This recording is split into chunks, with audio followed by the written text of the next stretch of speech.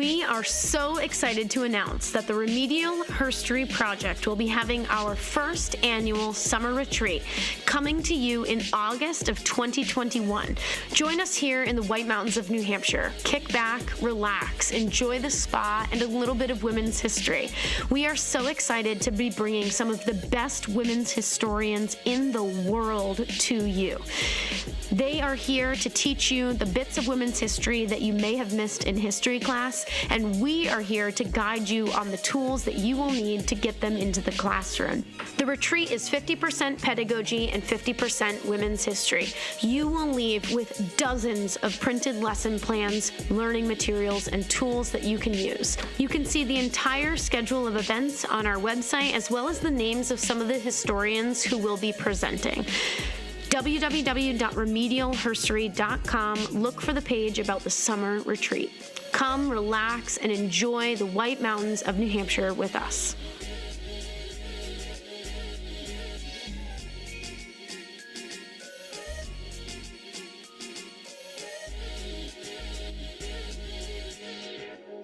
Hey, Kelsie. Hey, Brooke. Want to tell everyone what's happening in today's episode? Today, we are going to be talking about the founding documents of women's history. Founding documents. Founding documents. Deal. Oh, man. Hello, and welcome to Remedial Herstory, the other 50%, the podcast that explores what happened to the women in history class. Now, here's your host, Kelsie Brooke Eckert, and her partner in crime, Brooke Neva Sullivan.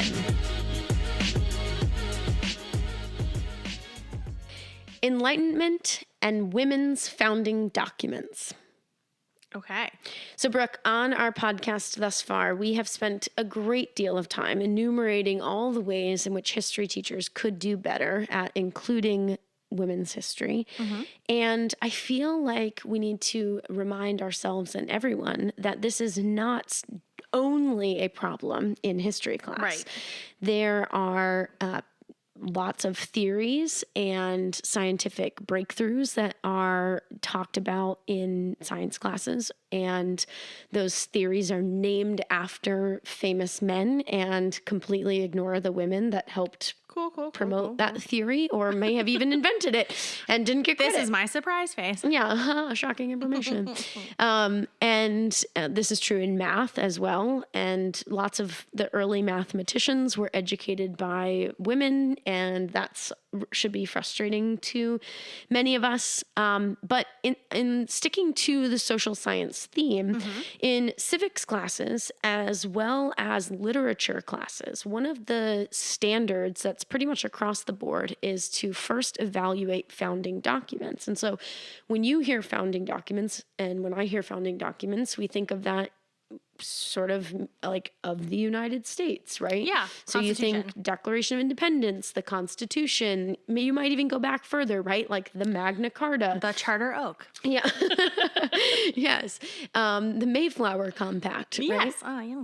And what's important to remember about every one of the documents that I just listed is that they were documents written by men, signed by men, and not one of them had the intention of including women in this like new system that they were building. They're not part of our society. Right. So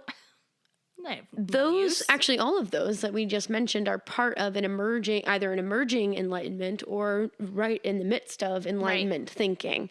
And so I want to hone in on that time period and look at some writing that women are producing about their station, and then end with the Seneca Falls Declaration of Sentiments, which is in U.S. history pointed to as this sort of founding document. And I want to be clear right from the start, with almost all of these, how widespread they were in their time is debated, but they were seen by later generations as important and significant and foundations upon which women's liberation ideas were built. Yeah. So, all right, so let's kick things off with a woman named Olympe de Gouche. Olympe is spelled Olympe, but in French, it's pronounced Olympe. And she is obviously a woman from France. She is living during the French Revolution. And so let's get a little bit of background on the French Revolution. This takes place shortly after the American Revolution. In AP World History, we refer to this unit as sort of a revolutionary unit because there are a whole series of revolutions that occur around the world. The French Revolution is largely caused because the King of France, King Louis XVI, and his wife Marie Antoinette have essentially bankrupt the government. And France at the time had these three estates. The nobility represented this, France at the time had these three estates. The first estate was the Roman Catholic clergy that lived in France. The second estate was the nobility. And the third estate was basically everybody else. And everybody else was paying outrageous taxes to let the upper class, the first and second estates, live their wealthy lifestyles. And this was just a really unequal and not sustainable system. Eventually, this leads to uprisings by the people of France against the government. The nobility in France refused to pay any additional taxes, and the peasants by this point simply could not pay any more taxes. The people of France, representing the Third Estate, petitioned the government, and King Louis denied this petition on June 17th, 1789. And so what the Third Estate did is a group of men got together and they formed the National Assembly. And King Louis basically said they can't do that, and he sends in the army to try to disband it, and this just lights a fire in the French people. And on July 14th, a mob stormed the Bastille prison in Paris, and they tried to take weapons, they freed prisoners, and this was the beginning of the French Revolution. Now, it's important to point out, because a lot of historians do not in their classrooms, that women were instrumental in this movement from the beginning. It is women who are oftentimes faced with the burdens of the taxation in the marketplace.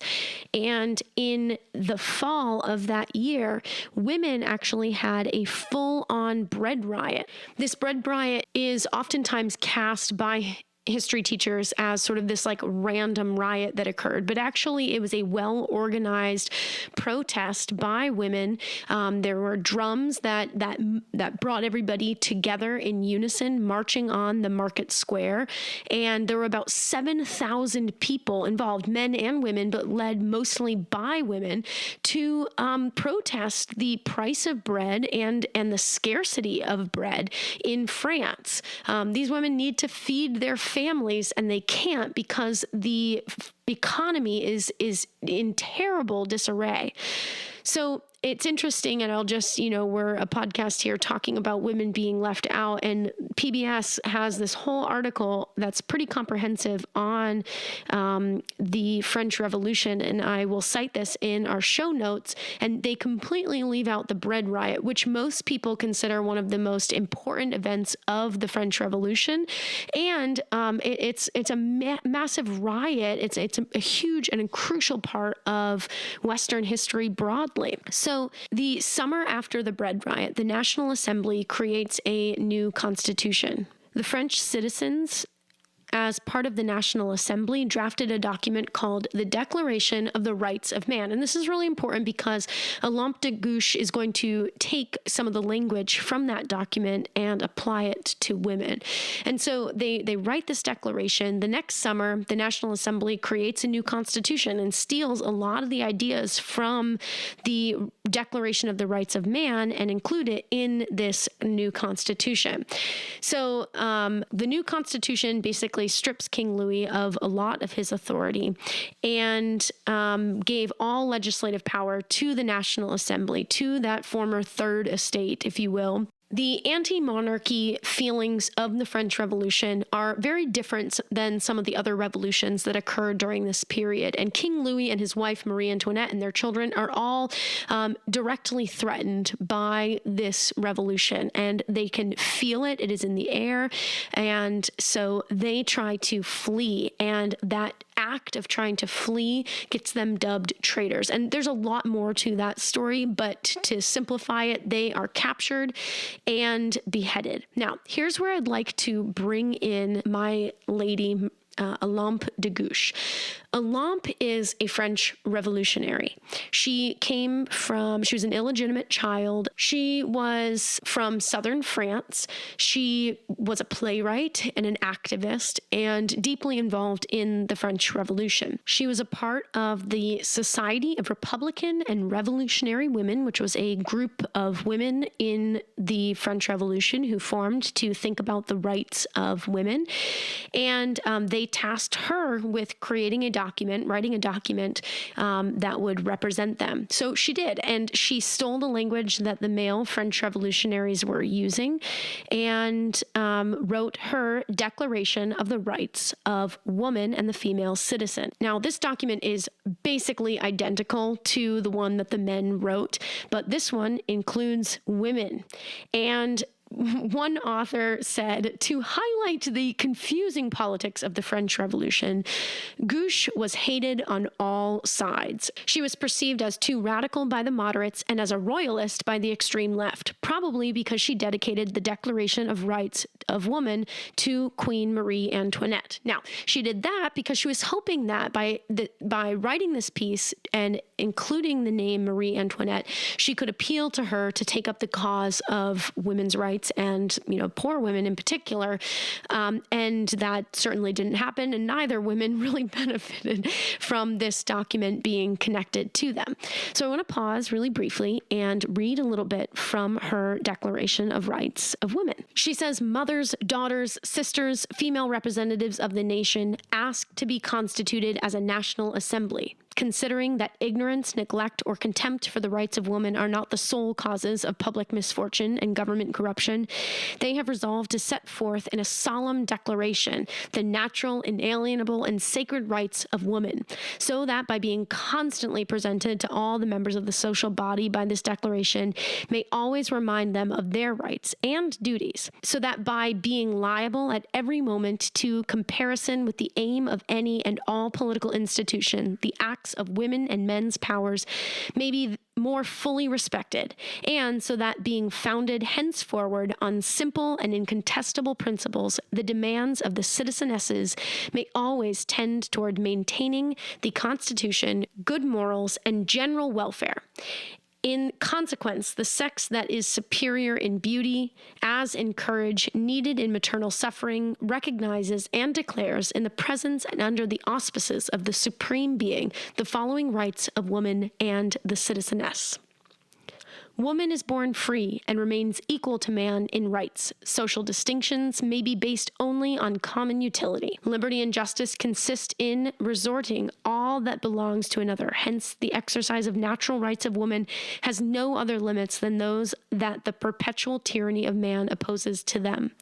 These limits must be reformed according to the laws of nature and reason. The safeguard of the rights of woman and the citizeness requires public powers. These powers are instituted for the advantage of all and not for the private benefit of those whom they are entrusted. The Constitution is null and void if the majority of individuals composing the nation has not cooperated in its drafting. And that bullet is probably the most important one for what comes next. She ends with, women, wake up. The tocsin of reason sounds throughout the universe. Recognize your rights. The powerful empire of nature is no longer surrounded by prejudice, fanaticism, superstition, and lies. The torch of truth has been dispersed on the clouds of folly and usurpation. Enslaved man has multiplied his force and needs yours to break his chains. Having become free, he has become unjust towards his companion. Oh, woman, when will you cease to to be blind. What advantages have you gathered in the revolution? So those words are pretty bold and very important. Olympe de Gouche is arrested shortly after writing this piece, and among many others that she's writing during this period. She is unfortunately tied deeply to Marie Antoinette and is charged with treason in the tumultuous and scary thing, which was the French Revolution. I read a transcript of her trial. It says that she was charged with having composed a work contrary to the expressed desire of the entire nation and directed against whatsoever might propose a form of government other than that of a republic. She was charged with having composed a work contrary to the expressed desire of the entire nation. They go through some of the documents that she wrote in order to better understand that. The public prosecutor started questioning her, and he says pretty overtly, there can be no mistaking the untrustworthy intentions of this criminal woman and her hidden motives when one observes her in all the works to which, at the very least, she lends her name, culminating and spewing out bile in large doses. She then eventually is asked some questions. She asserts that she is a faithful patriot to the revolution. She says that she has always been involved in revolutionary acts and that these documents, she may have been mistaken, but they were intended to be, an addendum to this revolution. The person writing the transcript said that the accused, with respect to the facts she was hearing articulated against her, never stopped her smirking. Sometimes she shrugged her shoulders, then she clasped her hands and raised her eyes toward the ceiling of the room. Then suddenly she moved on to an expressive gesture showing astonishment. Then, gazing next at the court, she smiled at the spectators. Eventually, the judgment is passed, and she is proven guilty, condemned to punishment by death, at which point she says, but wait a second, I'm pregnant. And so they say, fine, we'll send a doctor, a surgeon to inspect you. They inspect her, they find that she is not pregnant, and they execute her the next day. When they told her the verdict, she said, my enemies will not have the glory of seeing my blood flow. I am pregnant and will bear a citizen for the Republic. But nonetheless, the execution took place the next day, around 4 p.m., and when she walked up the scaffold, she cried out to the people, children of the fatherland, you will avenge my death. And people around her apparently cried out, Vive la République, and she died. So this is a really important moment in the French Revolution, and the rapid executions that begin to follow as Robespierre begins the reign of terror in the months and years that follows. Between 14,000 and 40,000 French citizens are executed. And during this time, a Mary Wollstonecraft happens to be living in Paris. And so she becomes the second woman that I'd like to tell you about. The Remedial Herstory Project is a nonprofit working to get women's history into the K-12 curriculum. Our goal is to create free learning materials for educators to use tomorrow. Head over to our website, www.remedialherstory.com. Download everything and give it to a friend. We need women's history in the classroom like yesterday. If you're not a history teacher and you want to do something to help us out, head over to our store. We've got all sorts of fun things for you to peruse, and all of that goes to supporting our mission. If you think what we're doing is needed, you can support the Remedial Herstory Project by becoming a sponsor through Anchor or becoming a patron. Patrons get access to behind-the-scenes materials, gear, bonus episodes, and more. Most importantly, they're putting their money where their mouth is and helping us get women's history into the classroom. Our herstory maker, Jeffrey, our herstory heroes, Christian, Brooke, and Barbara, our herstorians, Jamie, Kent, Jenna, and Nancy, and our herstory allies, Nicole, Mark, Sarah, Leah, Anne, and Alicia. Thank you so much. You all make this show possible. I want to introduce you to a woman named Mary Wollstonecraft. She is British, and she wrote a piece called The Vindication of the Rights of Women. Have you heard of this piece? I have, and her. She's badass. Okay, so tell me what you know about her. I know that she was aristocratic, though. She comes up from money. So she was well-educated, well-read, felt like she had some power to speak, and she used it for a lot of good. She wrote that document.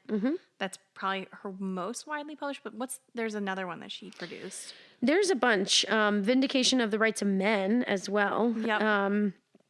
Which is interesting. She is a writer, and she has a publisher that she works with for years. And so that sort of gives her this platform and actually makes her pretty widely read in her time. Yeah. So Mary Wollstonecraft was in Paris during the French Revolution and was around during the time when Olympe de Gouche was executed. And it is the spirit of the revolution and the execution of Olympe de Gouche that she writes her Vindication of the Rights of Women. Now, she had already written the Vindication of the Rights of Men, which is a reaction and a commentary to build off of things that were being written by Edmund Burke and Thomas Paine out of this time. And so she was contributing her ideas and her interpretation of these Enlightenment ideas to the philosophical thought.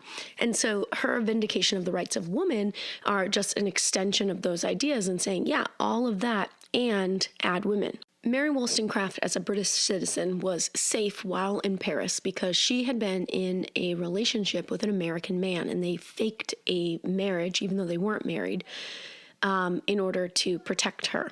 They had a child, which was deemed illegitimate by society at that time, and eventually traveled back to Britain, and he sent her on a mission to Scandinavia, where she wrote a bunch of very emotional letters and pieces that were later published about love and emotion, and those were later read by a friend of hers who was also a journalist. The two of them fell in love and eventually got pregnant, and so they quickly got married. And during that time, they lived separately. They both wrote a bunch of pieces, and she had their child in August. They named their child Mary Wollstonecraft, and she died some days later from a fever that she got from childbirth. Now, her Vindication of the Rights of Women is very differently received than Olympe de Gouche. It was actually widely accepted. Only one person was really critical of it when it was initially published. What happens is that when she dies, her husband posthumously publishes a bunch of her pieces, and he writes basically a story of her life to try to support the cause of women, to basically say, look, she had this relationship with a guy who did not support her and their child, and this is the plight of women. This is the plight of unmarried women, and they don't have a lot of options, and this is really problematic. And even though his intentions were good, the reception that this received in the community was to basically discredit her. Here is a woman who lived outside of societal norms, and, one evil human, I can't even think of a better way to describe him, one evil person said that her death in childbirth was basically God's punishment for her feminism, essentially. And interestingly, her daughter, Mary Wollstonecraft, the second, if you will, goes on to write as well. And she writes a book called Frankenstein that all of us have heard of or seen or read in some shape or form. And the American and world literature teacher down the hall told me that of that time period, she's the only one that continues to be read widely.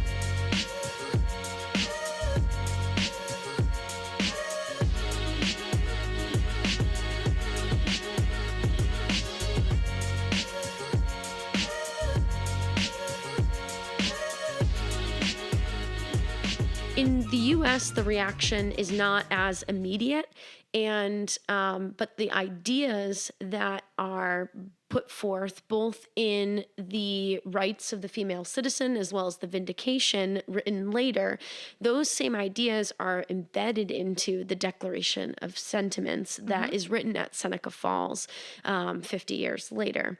And so this document at the Declaration of Sentiments, which is written at Seneca Falls Conference is convened by Lucretia Mott, Elizabeth Cady Stanton, and some other abolitionists turned suffragists. And they meet in upstate New York.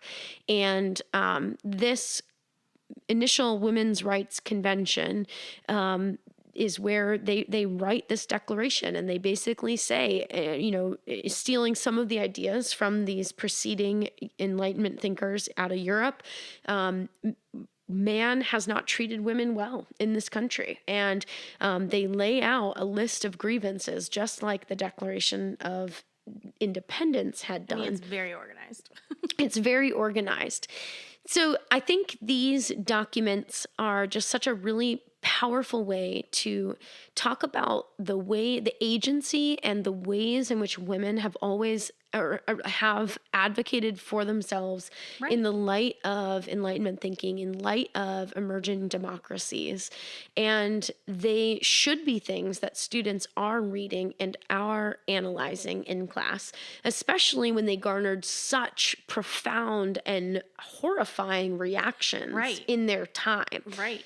The Declaration of Sentiments, one thing that I find really interesting about that is that a lot of the women who signed it actually, when they finally went home to their spouses or fathers or whatever, redacted their signing in the days that followed because they were like, just kidding. That was a little too bold of me.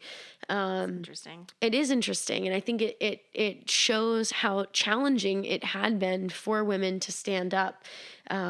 And that document in particular, again, wasn't that big of a deal in its time, arguably, but in retrospect, it became a big deal. Well, yeah, because not only did you put your name behind it, you had to stand there with it and take the bullets and take the consequences of your name being on that document and what it might do to your husband's, business or career, or what it might do to your children and your family. And it's a lot. Yeah. So I have pulled together a lesson plan for people that basically lays out modified versions of translated versions of these 3 documents. And they, really lay out and are very similar to one another. And I think, when we read the Declaration of Independence, you can hear Lockean ideas embedded in it. And shouldn't women have the same opportunity to hear the Enlightenment ideas from their European sisters across the pond, talking about these things and the ways that women across borders can have solidarity with one another. Right. And similarities no matter the government. Right. And we spend a lot of time in government classes and in literature classes talking about the rhetoric of the Declaration of Independence and how powerful and ahead of its time it was. And I think the fact that these documents were so controversial and maybe not as the fact that these documents were so controversial during their time should tell us a little bit about the boundaries that they were pushing about the role of women and the rights of women and the view that the society at large, women included, had about women having those rights. And why not give students an opportunity to read founding documents that did include women in them, instead of just having the caveat of, well, and of course we know that didn't include women, but whatever. Yeah, why not actually show what they tried to include? Yeah. It's impressive. It would be actually, I think about it from like an unconscious bias perspective and lens, is you take that document, make it about men, and see if anyone has a problem with it. It's like, well, then now it's all about women. Yeah. Where does your lens go? Right. So men were allowed to see these things, but women were not. Right. Well, and there's parallels between, in the French Revolution, between the document that the men produced and the document that Olympe produced. And in the American Revolution, the Declaration of Independence and the Declaration of Sentiments, the parallels are abundantly obvious. And it would be a really powerful lesson, I think, to juxtapose those documents and have students look at it.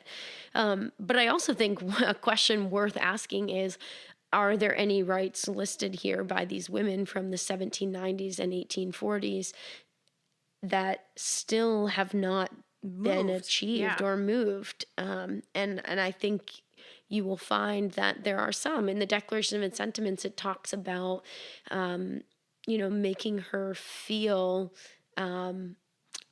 worthless. And, part of this podcast's aim is to undo this idea that the value of women is lower than men. Yeah, and we should be including them in our curriculum. In all things. Yeah, and in all things. Amazing. What an interesting topic. Thanks, Brooke. Yeah. Thank you, Kelsie. I'm Brooke Sullivan. I'm Kelsie Eckert. See you next time. Thanks so much for listening to Remedial Herstory, the other 50%.